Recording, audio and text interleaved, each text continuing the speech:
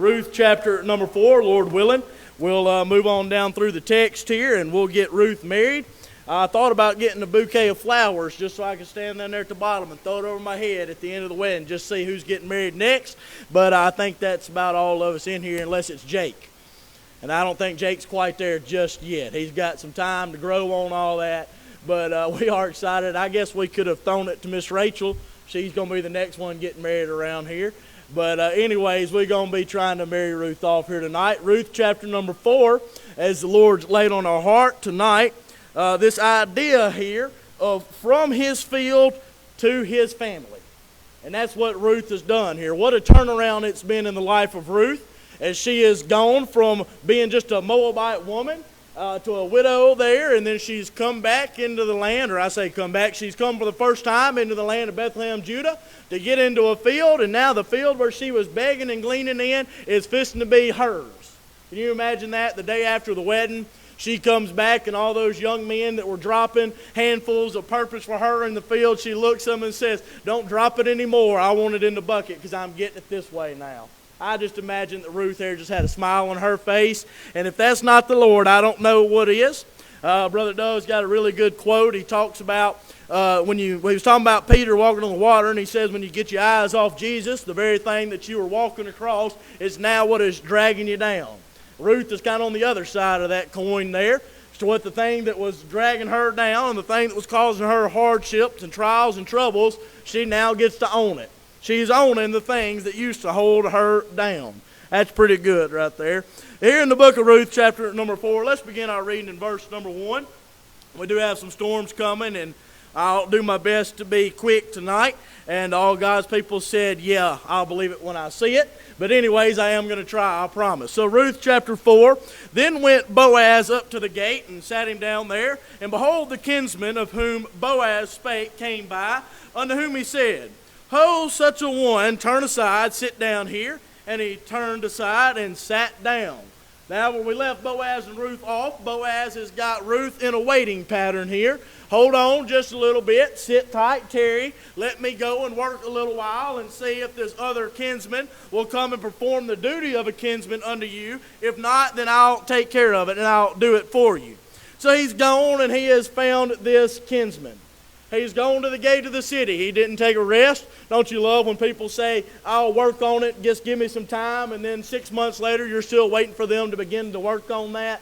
I know we're waiting for insurance and everything else around here with the water leak that we had, and sometimes it feels like we're at the very bottom of that list and we keep getting moved on down. But anyways, Boaz didn't move Ruth down the list. He moved her to the top of the list. It's about like when you got a friend in the doctor's office and you make the phone call and they say, "Well, you ain't got an appointment, but come on by and we'll fit you in." That's wonderful. It's always good to have somebody in the doctor's office somewhere, somebody that can call you in some medicine when you need it. Boaz here has put her at the top of the list, and he's gone out and he's called this kinsman in. And verse 2, and he took 10 men of the elders of the city and said, "Sit you down here," and they sat down. I was studying on this, and what's going on here in the text is something that has not happened on a conference day, if I could put it that way, or a court day. Back then they had times where they would all meet together and they would hear the cases, and folks would come by and use them as witnesses, and this has happened on a different day. Boaz didn't even wait for the next day to bring his grievances in front of the little court or the council. He said, "I'm going to go and I'm just going to find me some elders at the gate of the city, and we're going to handle this right now. We're going to go ahead and take care of it quick. We don't want Ruth to have to wait no more. Let's get it handled." So he's got these 10 men, these elders of the city, and he has brought them and sat them down, and these are going to be the council, so to speak, where they can handle this business. And he said unto the kinsman, "Naomi, that is come again out of the country of Moab, selleth a parcel of land, which is our brother Elimelech's." Now, let me get you a little bit of a sidebar here, and I believe it'll make this story jump off of the text or jump off the page a bit more to us. As I was studying and I stumbled across this, there's a debate between Bible scholars here which law this kinsman was trying to fill up, which one they were trying to take care of or fulfill here. Which law was it? Of course, everybody knows in our mind that Boaz and this kinsman, they're trying to fill in and do the part of Mahlon here, who has gone on to be with the Lord. He has passed on now. They have tried to step in to raise up children unto him that his name would not be cut off. We get every single bit of that. But where did this land come in at? You see, when that happens in the text and other places, it doesn't have anything to do with buying the land.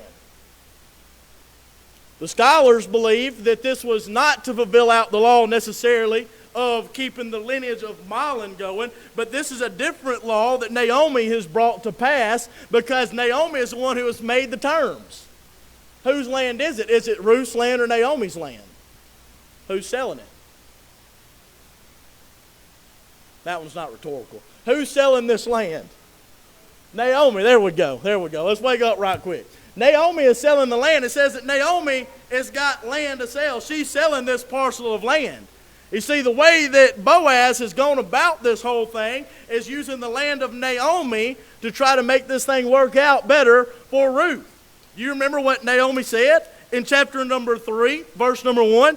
She's talking to Ruth and says, "My daughter, shall I not seek rest for thee, that it may be well with thee?" Naomi's got in her mind that she's about to do everything she can to try to provide and take care of Ruth. You know how she's going to do it? She's going to say, "Ruth, that piece of land that belongs to Elimelech, which falls to me right now, we're going to sell it. And by selling that, whoever goes to redeem that land is going to redeem you as well." These terms here about redeeming this land, Ruth was not included in that until Naomi put her in the deal.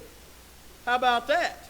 So we don't have here in the text just that these kinsmen are trying to redeem Ruth here. They're trying to redeem this land as well alongside of Ruth here. So what does Boaz do? He tells this near kinsman that we still don't know a name of. I'm just going to call him the other guy. All right, so y'all just bear with me. The other guy here, Boaz has gone to him and said, "Hey, Naomi has got some land." He ain't said nothing about Ruth yet, right? She's got some land that used to be Elimelech's. I want you to go. You're the first one in line here. I want you to go and to take this land and redeem this land. I want you to make this land yours. But I find here in the text, this man is all gung-ho about it. It says, verse 4, I thought to advertise thee, saying, "Buy it before the inhabitants and before the elders of my people. If thou wilt redeem it, redeem it. But if thou wilt not redeem it, then tell me, that I may know, for there is none to redeem it beside thee, and I am after thee." And he said, "I will redeem it." The other guy says, "That looks like good land. I'll take the land. I'm happy with the land." And then, verse number 5, "Then said Boaz, What day thou buyest the field of the hand of Naomi, thou must buy it also of Ruth the Moabitess, the wife of the dead, to raise up the name of the dead upon his inheritance."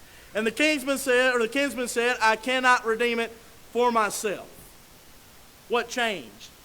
When it was just the land, we're all gung-ho and happy about it. But all of a sudden, when we find out that Ruth is part of this deal, and we must take Ruth as well, all of a sudden we are no longer excited, and we can't do it anymore. I got 3 things tonight about Ruth here.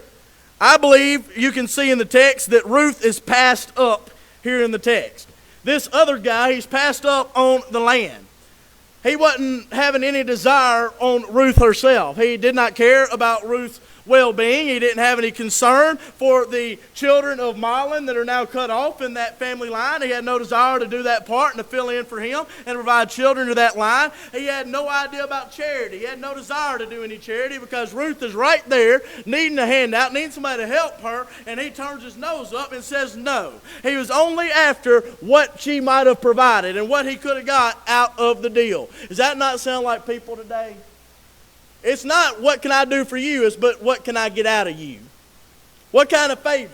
What kind of standing can I get? Everything's about personal relation now. Now anytime somebody gives you something, you're waiting for whatever strings attached to it to figure out what in the world's going on. I'm sure folks in politics have had plenty of people to come up and say, "I'll support you if you do this.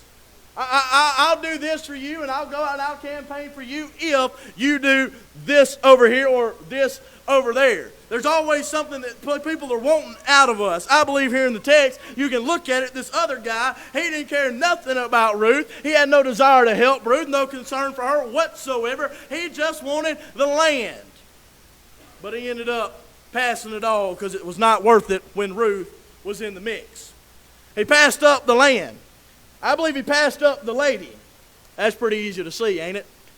Ruth was a wonderful lady. Can we agree on that? Ruth has earned her stripes. She has proven her character here. She is in some very elite company. Who else in the Word of God does God call virtuous? I'll give you a hint, Proverbs 31. The Proverbs 31 woman there, it says that she is a virtuous woman and her price is far above rubies. Far above rubies. She's in some elite company right now. She is in the ideal woman there in Proverbs 31. The same characteristics from Proverbs 31 is applied to Ruth here. Might I say that this might be where this come from? That fits pretty good, don't it? Who wrote the book of Proverbs? Solomon. Solomon. Who was Solomon's daddy? David. Who was David's granddaddy? Great-granddaddy's Boaz. Obed is granddad. Who is Obed? That's the one who's about to come out of Ruth and Boaz's deal here. I wonder if maybe when Solomon penned Proverbs 31 about a virtuous woman, he might have been going back to what he remembered about Ruth and how that Boaz said about that woman Ruth that she was a virtuous woman. How about that? I never thought about that before. I can't tell you it's gospel. It sure preaches good, don't it? Somebody look that up and tell me the next time virtuous is used in the Bible. I would venture to say that that's probably two of the few times it's used right there. And I ain't looked at it at all, so I could be dead wrong. It wouldn't be the first time, and it won't be the last time. But I believe that'd be a pretty safe guess tonight that this is applied to Ruth, tying her directly to what's going on there in the book of Proverbs. He has passed up a wonderful lady in the name of Ruth. Ruth was faithful. She was hardworking. She was virtuous. She was respected. And this is a respect that she's earned on her own. Don't you love those people that get put into a position that we owe respect to, but they don't deserve the respect that comes with that position? You ever been around anybody like that?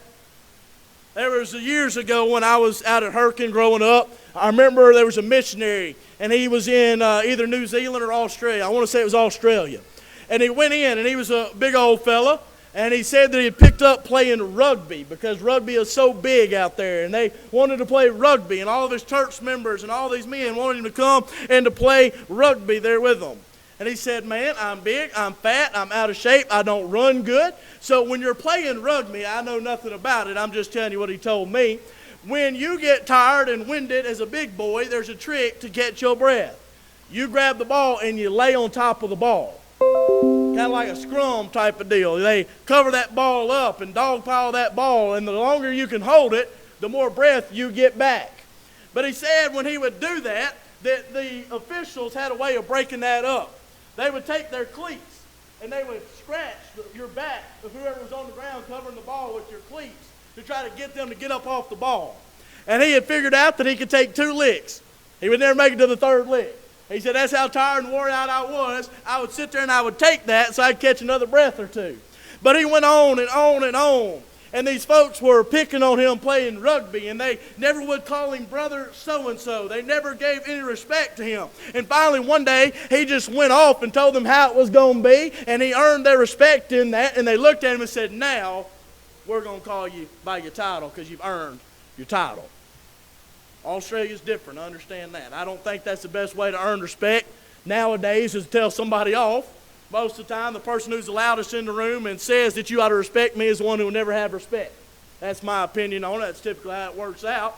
But we have here in the text that she has gained her own respect. These people look at her and they know that she's virtuous. She's proven herself to everybody around her. They don't respect her because she used to be married to a model. They don't respect her because of this or because of that. They respect Ruth strictly off of what Ruth has proven to them and shown them in her life. She's a very, can I put it this way? Ruth was a catch. Ruth was a catch. She was the type of woman that he could trust safely in.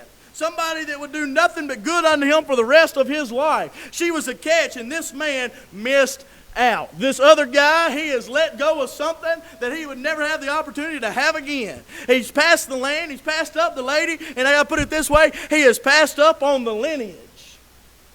Now, he didn't know all this. He didn't know what was about to happen here, but when he said no to Ruth, he said no to being part of the greatest lineage that has ever existed. You ever thought about that? You ever think maybe, I don't know if he lived long enough to realize this, but when David becomes king, you ever think this other guy sits back and starts trying to kick himself in the rear saying, dude, what were you thinking? You missed out on that. You could have been part of the king's family, but instead you said no. He's missed out on the greatest lineage that has ever existed. Even to this day, talks about Jesus coming back and sitting on the throne of David. Obed is going to give way to Jesse, who's going to give way to David, who's eventually going to give way to somebody else who has a nickname, the Lion of the tribe of Judah, and his name is what? Jesus. How about that? This man had no idea what he was about to miss out on. He said no to being the great-granddaddy to the man after God's own heart. Wow. What a privilege he has missed. For whatever reason, the Bible takes special care to never mention this man's name. The other guy, we don't know his name. The Bible doesn't tell us. He had a chance for his name to be like that of Boaz and to be remembered and preached about thousands of years later by little old podunk Easton Smith here. He had the chance for me to brag on him. And instead, he said no. And he missed it. I wonder what all we've missed out on because we've passed up something God sent our way.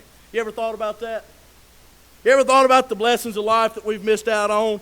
He could have sent us a job. He could have sent us a place or a chance to make some memory. He could have sent us a great friendship that we let go of. He could have given us the chance to help somebody that would have turned around and helped us on down the line. We could have found ourselves in a vastly different place than we are today. But I wonder if we've missed any opportunities. I don't know if I've told the story here. If I have, y'all just smile and act like you never heard it before and it'll be okay. I was mowing the yard there at the house one day, and right across the road is Oakdale Baptist Church, and I was mowing my grass. I'm hot and I'm tired and been working all day, and you know how it is when it gets dry. Every piece of grass that flies up sticks to the back of your neck, and then your shirt rubs on it just right, and you feel all itchy, and you're mad and everything else. I'm sitting there mowing the front yard, and I'm already tired and ready to be done, and I look out, and there's this rough-looking woman, guy. I didn't know what it was. That's just what's going on. I couldn't tell who it was, whether it was a lady or whether it was a man. I had no idea what was going on. They're walking up and down the road, and the first thought that crosses my mind is, I wish some of these rough folks would get out of here. That's real pastorally type of thinking, ain't it? That's real good. You ought to be proud of your pastor to have them type of thoughts. Well, as soon as I had that thought, the Lord smote my heart and said, I sent that one here for you.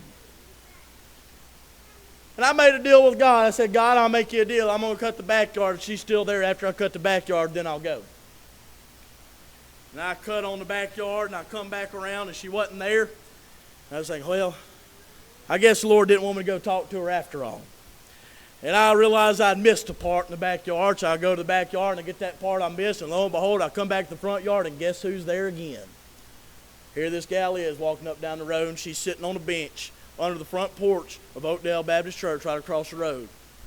And I don't know if Sue remembers this or not, but I come in and got off the mower, and I went inside, and I just didn't say nothing to Sue. I walked straight into the bedroom. I got my pistol. I put my pistol on my hip, and Sue's kind of looking at me like, what in the world is he doing? And I said, if you hear a bang, it was me. I'm going to talk to this rough-looking person out here across here at the church. Now, before y'all hang me up for being unspiritual and so harsh in my judgment of this, make sure y'all ain't ever thought the same thing about folks before too. I'm trying to be real.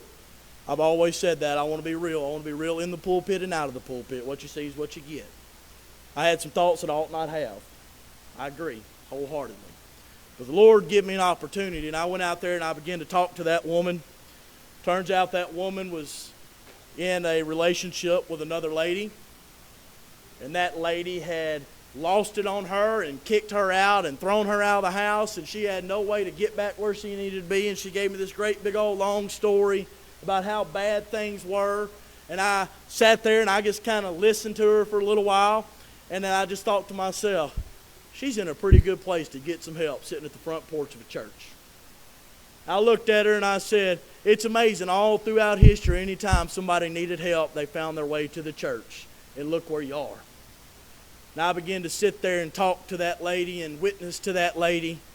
And she got down on her hands and knees right there in front of Oakdale Baptist Church under that porch, and she asked the Lord to save her. I went across the road to the house, and I got her a bottle of water. I got her granola bar, and I brought it out there to her, and we just sat there and talked. Called a squad car to come pick her up, to give her a ride where she needed to be.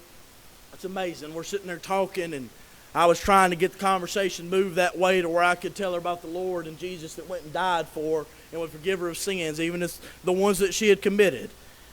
And I was trying to talk to her, and right about the time that I was just to ask her if she'd asked the Lord to save her, the squad car came by the front of Oakdale Baptist Church. Now, if you've never been by Oakdale Baptist Church, the front door is about from here to where Brother Ronnie sits on the back off the road. You can't miss it. I mean, that's probably a stretch. It's shorter than that. It's right on the road. Squad car drove right by. Went on down the road. We got down. She prayed. She asked the Lord to save her, and she had not finished that prayer by more than 30 seconds. Squad car pulled back in and said, I just drove by and I didn't even see y'all. I just left work at MDOT, and I'm wearing fluorescent yellow safety shirt on the front porch, and it's not even dark yet. Ain't no way you miss me, but God wanted you to miss me because he was giving us an opportunity to do something that would last that lady throughout all eternity. I'm trying to tell you, sometimes God gives us opportunities, and it's up to us if we're going to take that opportunity or we're going to miss it. I tried to miss it. And the Lord smote my heart and rebuked me over that. And that's been many, many years ago. That's been like 2019 when all that happened. And I still ain't got over the fact that I could have missed something. That I could have missed witnessing God work in the way that he did if I wouldn't have said yes when he told me to go. I wonder if this other guy ever looked back and thought to himself, man, you just really blew that one, didn't you? You really missed out on what God was trying to do there, didn't you? He passed up on the land, he passed up on the lady, and he passed up on the line. But not only do you see Ruth passed up, but you see Ruth is purchased as well. We know how the story goes. We know that Boaz is fixing to purchase her. This man goes on down and says, I'm not going to do it. I can't redeem her, because if I redeem her, it's going to mar my inheritance. That's what he says. Verse 6, kinsman said, I cannot redeem it for myself, lest I mar my own inheritance. He's more worried about himself than he was Ruth. If I mar my own inheritance, redeem thou my right to thyself, for I cannot redeem it. Now this was the manner in former time in Israel concerning redeeming and concerning changing. And to confirm all things, a man plucked off his shoe and gave it to his neighbor. And this was a testimony in Israel. Can you imagine that? Instead of shaking hands on a deal, you get somebody's dirty, stinky shoe? Don't that just sound fun? I'm glad we changed that culture. Sometimes hands is dirty enough to shake. I can't imagine somebody picking off a nice stinky sandal and saying, I got exactly what you want. Have this. That's about like a spit shake, ain't it? That just seems like a bad idea all the way around. But they took that shoe off and he gave it to Boaz, said, this is my sign that I have foregone my right to Ruth and to the land that Naomi is trying to have somebody redeem here. Therefore the kinsman said unto Boaz, buy it for thee. So he drew off his shoe. And Boaz said unto the elders and all the people, your witnesses this day. He goes on down and he claims Ruth here. Ruth was passed up, but now Ruth is purchased. But I find here when Boaz is looking into this thing and he's trying to make up his mind on what he wants to do, we never see Boaz say anything about the land. How long has Boaz known Ruth? Chapter number 2. Naomi starts out, or the Bible starts out talking about Naomi having a kinsman named Boaz. And then we're finding in that same chapter that Ruth is going to stumble and find Boaz. And Boaz knows her all the way through the barley harvest, and all the way through the wheat harvest. And he knows her there at the threshing floor when he's laid up on the heap of corn. He's known her for quite some time now, but we never hear him mention anything about wanting the land until he tries to use that to convince the other guy. You don't know why he never said anything about the land?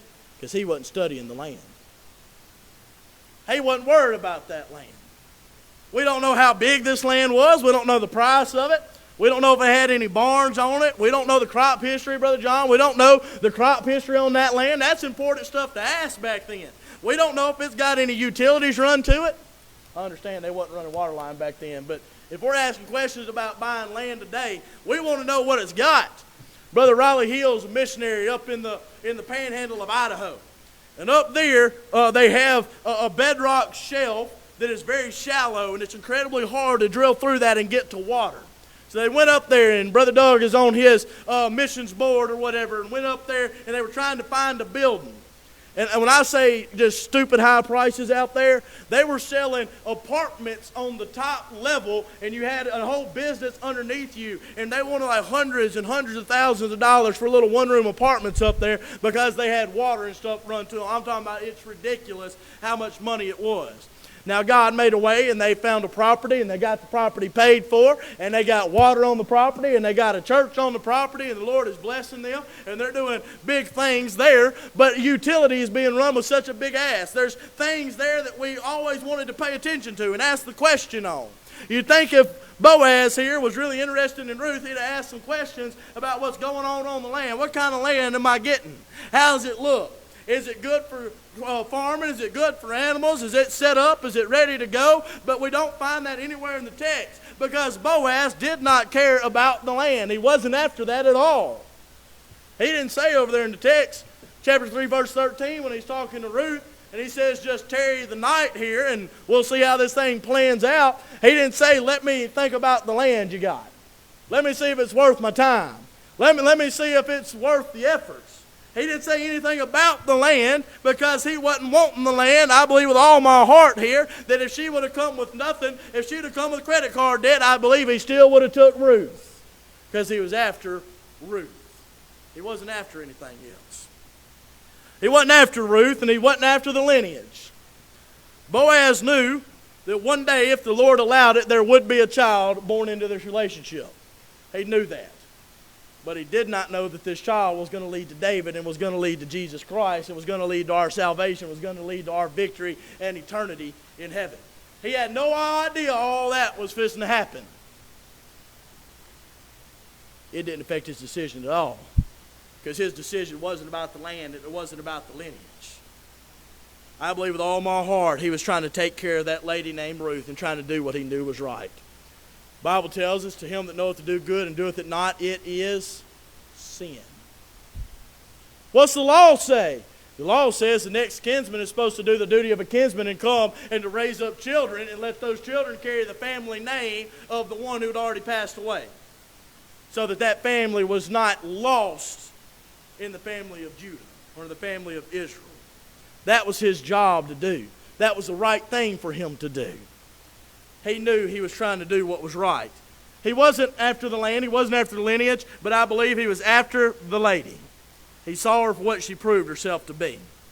What did he say there? When she's going to come and ask him to do the part of a kinsman in verse 11 of chapter 3 at the tail end of it. For all the city of my people doth know that thou art a virtuous woman. He knows her. He didn't see a widow. He didn't see a Moabite. He didn't see old beggar. He didn't see her for the land. He didn't see her for the lineage. He saw her as a virtuous woman. He saw her faith. He saw her tenderness. He saw her character. He saw her handiwork. He saw her hard work and her ethic that she had there. He saw something that he wanted and something that he thought would be good for him. But on top of that, he saw somebody not only that would help him, but somebody that he could help as well. How about that? He was after the lady. You see, Ruth was passed up. Now Ruth has been purchased. And then lastly tonight, you'll find Ruth is proclaimed. Why wouldn't the other guy claim her? What did he say? Verse number 6. I cannot redeem it for myself lest I mar. What does it mean when you mar something? It means you done messed it up. It means you've done something to ruin its price and ruin what it's worth. You've done something to damage it. You've marred it up. He said, I can't do it. Because if I do, I'm going to mar my own inheritance. I'm going to mar my own family. I'm going to mar my own standing. And Boaz looked at it and said, I don't care. I don't care, because I know what the law says. I know how Ruth is. I know that she's left Moab. I know that she's left her people and she's turned to God's people and she's turned to God as her God. I know who Ruth is. I know how she is. And I don't care if anybody has anything to say about it at all. I'm going to claim Ruth. What'd he do? I believe he's already set this thing up. Now, Boaz, it's obvious he's an intelligent man. He went to the gate of the city. What's the gate of the city? It's where everybody's coming in and going out. Can I say this? It's a popular place. It's a place with a crowd. And he goes and he gets these 10 elders of the city to make up his little makeshift council that he's got. And he calls that other guy in and he asks him right there in front of God and everybody. I believe that other guy looked at it and said, I don't know about this. Because he's more worried about his own appearance and his own inheritance. But I wonder if his decision would have been the same if it had been in private. Don't know. Something to chew on. Something to think about. But Boaz had no qualms about claiming her publicly. Ruth was proclaimed in public. Boaz is not ashamed of her. He even gave her prestige by accepting her into his family. When the other guy was ashamed and scared to mar his own inheritance, Boaz was public with it. The other guy was worried about how it affect his image and his family. He wasn't claiming in front of these 10, much less in front of the whole city. But what did Boaz do here in the text? Verse number 9, chapter 4:9. Boaz said unto the elders and unto all the people, you are witnesses this day. You know what Boaz has done? As soon as he gets the go-ahead and he gets the stinky, smelly shoe from the other guy, he looks up and says, hey, everybody look here right quick. I am Boaz, and I am claiming Ruth as mine. You know what the Lord Jesus Christ did when he went on that cross? He claimed every one of us. Publicly. Not ashamed. When we had nothing to bring and nothing to give. When we were undeserving. He said publicly, they are mine. Ruth is proclaimed publicly. Ruth is proclaimed with pride. He claims her not only in front of the elders and all the people, but he claims her by the name as Ruth. He didn't say, I claim the land that Naomi is selling and the woman that comes with it. He said Ruth. He claims her clearly by saying the wife of Mahlon. He says, your witnesses this day, I bought all that was in Elimelech's and all that was Chilion's and all that was Mahlon's of the hand of Naomi. Moreover, Ruth, the Moabitess, he wasn't even ashamed of where she come from. How about that? Can you imagine somebody that doesn't judge you for your past and try to hold over your head what you used to be and how you used to act? That'd be a breath of fresh air, wouldn't it? Thank you, Lord, that he's not worried about what we used to be. He's worried about what we are now. He claims her by name as Ruth. He claims her clearly by saying that she was a Moabite who used to be the wife of Mahlon. He claims her with intent. He said, moreover, Ruth the Moabitess, the wife of Mahlon, have I purchased to be my wife. There's no doubt what Ruth is now going to be to Boaz. There's no doubt when Jesus died on the cross and he claimed us that we were going to become his children. We're joint heirs with Christ. We're the bride. The church is now the bride of Christ. He's given us many titles, but he's not ashamed of telling us that we're part of it. He's not ashamed of us. He's proud to be associated with a woman such as Ruth. Might be that nobody else wanted her, but he did. Sure, I'm glad when I'm not worth anything. When I can't bring anything to the table, when I'm not even worth being associated with, Jesus still died for me. He still saved me, he still loves me, and he's still claiming me even today.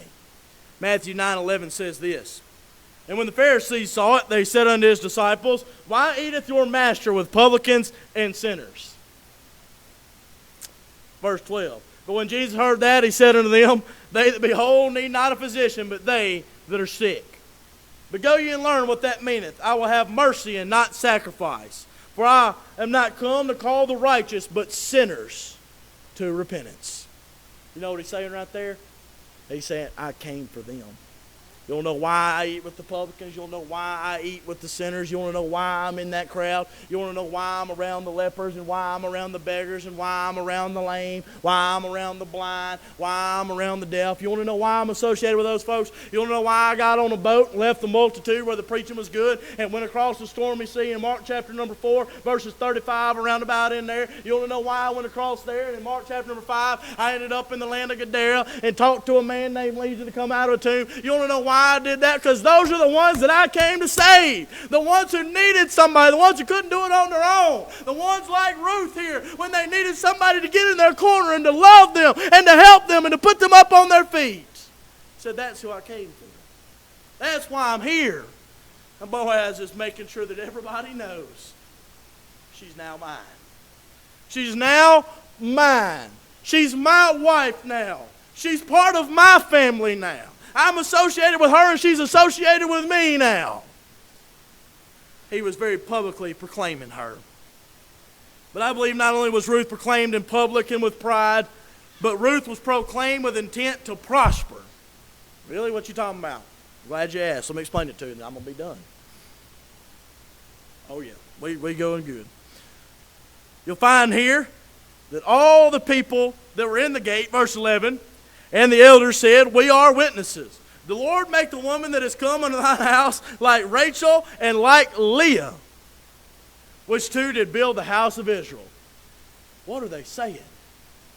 Well, who did Rachel and Leah and their two handmaidens have? They had the 12 sons that were going to become the 12 tribes of Israel. All of these people that are here in the city with Boaz are looking at Boaz saying, Boaz, we are so on board, we are so excited and happy about what you've done and you claiming Ruth, that our prayer and our desire is that she becomes the mother of the next princes, the next generation of greats in the land of Israel. And then comes David. I'm going to say they nailed it. I'm going to say their prayer here was answered. She has wanted to prosper. All the people, all these elders said, we want her to be like Rachel and to be like Leah, which two did build the house of Israel. We want you to be famous. We want your kids to go on to do great things. We want you to be prosperous and to be great. Our desire is to get in your corner behind you and see God bless you over and abundantly and for you to do great and mighty things. Is that not how Jesus treats us as well? He wants to see us prosper. He wants to see us grow. He wants to see His word go forth. He wants to see us happy. He's touched with the feeling of our infirmities. He's there in our corner. He's cheering us on. He's there in the dark nights. He's there in the valleys. And He's there in the victories too. Then they go on in verse 12 and said, and let thy house be like the house of Perez, whom Tamar bare unto Judah of the seed which the Lord shall give thee of this young woman. Why is that part important, Brother Easton? You might not remember the story there. We've preached through it since I've been here, and it's a pretty wacky one. You'll find those names in Matthew 1 as well. This woman, Tamar, and the two boys that she's going to end up having, she had those two boys by her father-in-law. You remember the story a little bit there. You know what they're saying in the text when they say this? They're saying, Boaz, Ruth, this might be a messed up scenario. Ruth, you might be from Moab. You might have lost your first husband. Boaz, we have no proof anywhere in the text that he had a wife or was a widower himself. We don't know. But we can all look at it and say that this is not an ideal situation. The other guys already said he didn't want Ruth because he didn't want to mar his inheritance. But Boaz has decided to claim her anyways. And in the middle of what is unlikely, in the middle of what is unorthodox, just like it was there with Judah and Tamar, we want God to come in and to bless you just like He did them. By the way, the children that came out of Judah and Tamar, one of them there, that Perez, is going to end up in Matthew chapter number 1 in the lineage of Jesus Christ. How about that?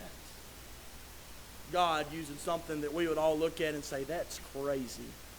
There's no way God can make heads and tails of that situation. But yet He does. But yet He does. And He can do it again.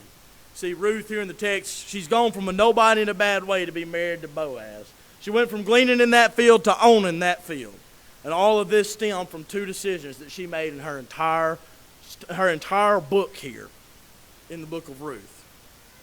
The first decision she made is when she left Moab and she went with God. You want to know the best decision you ever make in your life? When you leave this world and you decide to go with God. When you trust Him as your Lord and Savior, that's the starting line. That's the gun that goes off to begin the race. That's the door that's opened up to endless possibility in this life through the power of Christ. That's when your life is really going to pick up and it's really going to begin. But then that second decision was just as important to me. Her first decision was to turn from Moab and to go with God. Her next one was to stay in that field and make a bad situation turn into a good one. See, if she never would have gone to that field, or she would have thrown herself a pity party, and she'd have hung this thing up and said, God, I don't deserve this. I'm better than this. I'm just going to do my thing and my way. If she would have hung that thing up, guess what she never would have done? She never would have ended up with Boaz. She never would have ended up owning that field that she used to glean in. She never would have ended up with a child by the name of Obed that was going to eventually become the granddaddy of David. She never would have ended up over there in Matthew chapter number 1. It all hinged on her staying in that field until God got her out of it. This whole book, I've been hounding on the idea of staying in our field and fighting through that thing and just trying to push on and just make it through it till God gets us out of it. You want to know why I pushed so hard on that? Because according to the book of Ruth, the one that left the field, the one that never was there by the name of Orpah, she was completely different at the end of this thing in Ruth. Her entire life was different. She was lost into the pages of history. Yet Ruth that stuck it out. Yet Ruth that stayed. We're still here talking about her thousands of years later and what a testimony that she had. I'd tell you tonight that it's worth it. This life is worth it. Following Christ is worth it. Philippians 3:14 says, I press toward the mark of the prize of the high calling of God in Christ Jesus. This race is worth running. The field's worth laboring in. It's worth sticking it out. I know we're tired. I know we're beat down. But one of these days, you let God keep on working in that field that we're laboring in. If you'll trust in Him and you'll believe that He can do it and you'll have faith that He'll do that.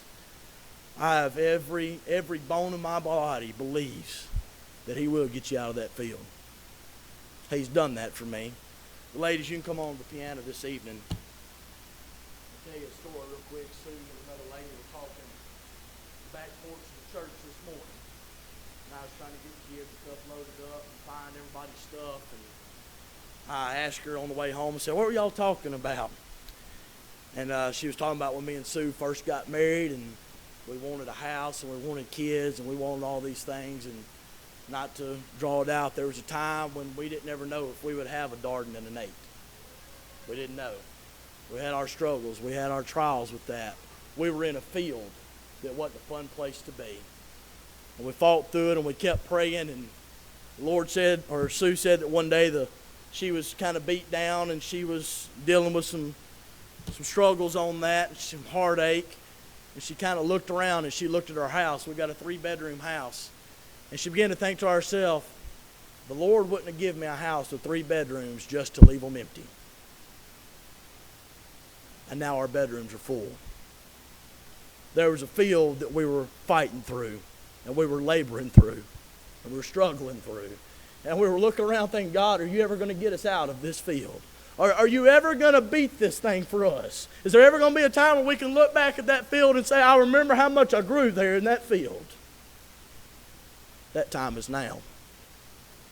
That time has been here for 3 years now, after Darden was born, where we begin to look back at that field and going through all the doctor's appointments and all the heartache and all the disappointment and all the times that we struggled.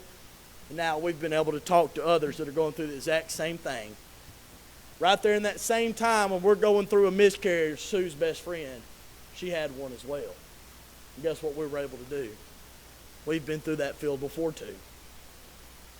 And now look where we are. And now she's got a little girl as well. I'm trying to tell you, the fields are not fun when you're in them and you're laboring and you're fighting through them. But I want to encourage you and let you know, if you'll just keep your head down, keep your hand on the plow, keep on working, stick with God, one of these days you're going to look up and you might just be thankful for that field and all that you learned while you were there. Let's all stand this evening as they play.